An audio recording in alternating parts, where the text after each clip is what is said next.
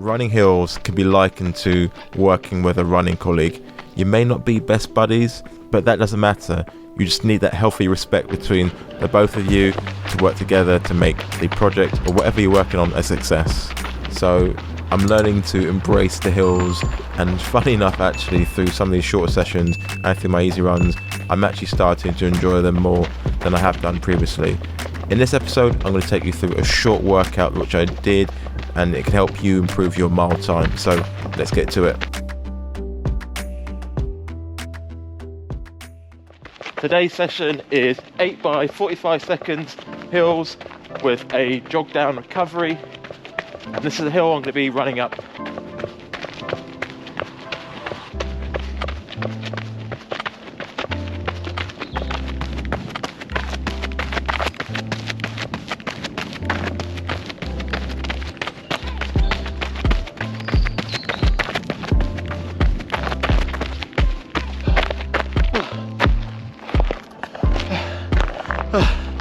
Rep 1.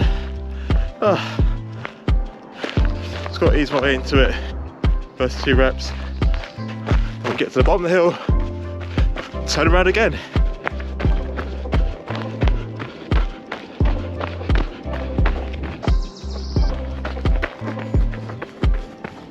Rep number 3.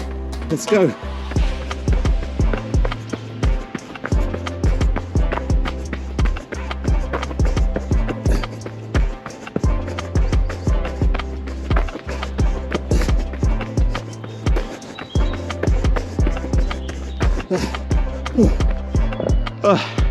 Rep number 3.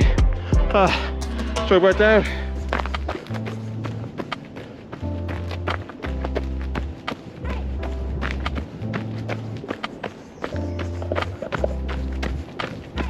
Okay, rep number 5 done. Almost gagged. I had my mouth open, breathing quite hard. Swallowed a bloody fly. So that was not pleasant. Really annoying, but a couple more reps to go. Definitely feeling it in my legs now. Last rep. Just got to do the turnaround. And let's go again.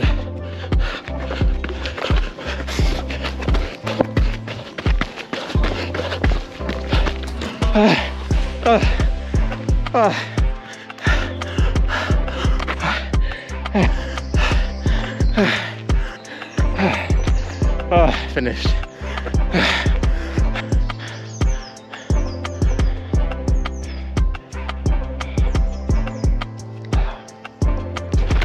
Okay, so 8 reps done.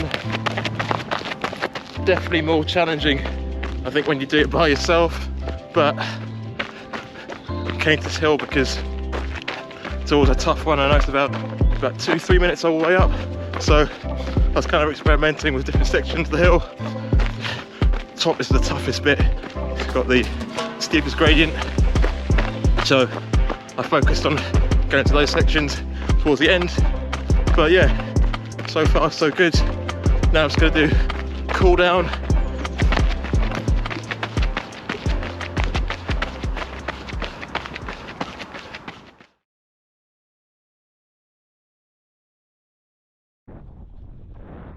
So this is the second part of my run today. The first part was the hill workout, and I did about 10 and a bit miles in combination with the 8 times 45 seconds hill repeats. And right now I'm just doing a nice easy run just to kind of get my legs moving. I find as well that the PM runs are just a nice way to kind of clear your head after a day at work or whatnot. So nice and easy, running on grass, soft impact, just a nice easy way to end the day really. Okay, so I've been showing Marcus today on how to do Romanian deadlifts or RDLs or straight leg deadlifts. Got many different names for this type of deadlift. A little bit different to a stiff leg deadlift, more for the fact that your knees are being kept straight, or not necessarily locked out, but as straight as possible throughout the entirety of the movement. And the key with this one is that we're trying to eccentrically load his hamstrings. So essentially loading his hamstrings under a stretch, and then they're going to contract as he comes back up to the top of the movement. So if you're wanting to improve your quad and hamstring ratio, Yes, squats and things like that are important, but this exercise is unbelievable. If you want to get more flexible as well, this is the way to do it. Stretching the hamstrings under load.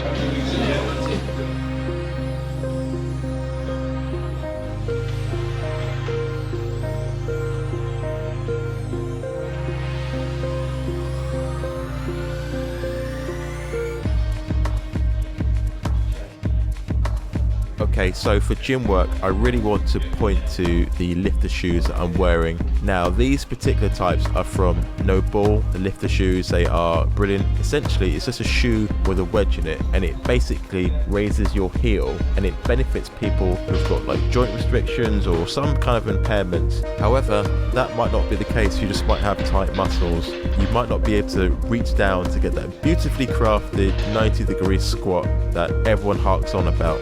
So there are a couple of ways around this. What you can do is take the circular disc weights that you put on bars and put them underneath your feet.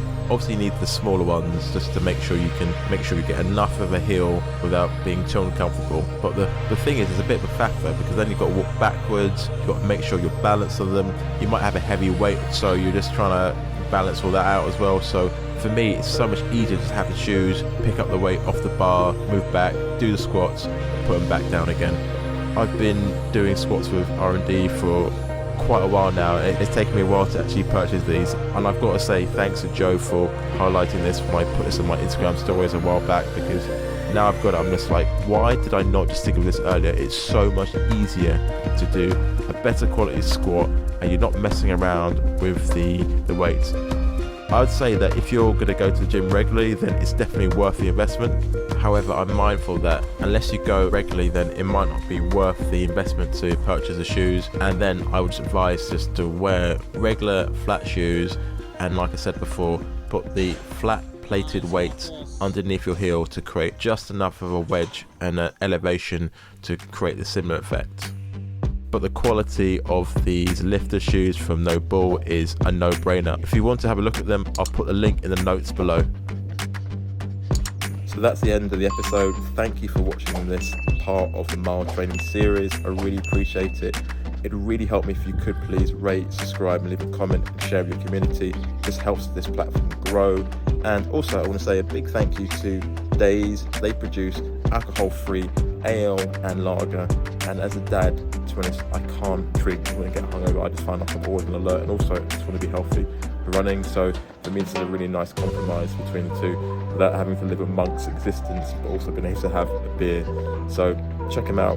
You can get 15% if you make an order using the code MarcusRuns15. Again, it's MarcusRuns15 to get 15% off your order. So again, check it out. Thank you for watching, and take care.